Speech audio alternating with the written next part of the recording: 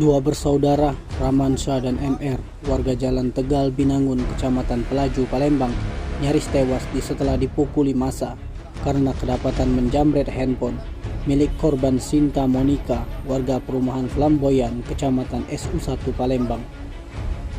Beruntung, keduanya berhasil diamankan anggota Reskrim Polsek SU1 Palembang saat tengah melakukan patroli di lokasi kejadian di Jalan Danau Opi, Kelurahan 15 Ulu, Kecamatan Jakabaring, Palembang.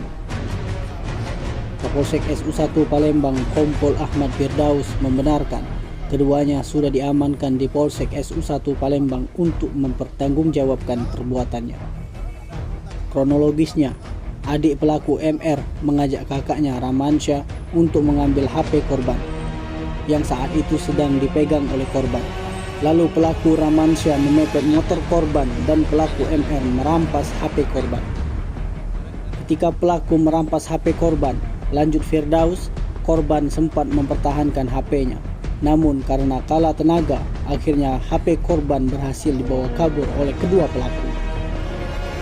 Namun korban terus-terusan berteriak jambret hingga warga di sekitar mendengar langsung melakukan pengejaran terhadap kedua pelaku sehingga berhasil mengamankannya tak jauh dari lokasi kejadian.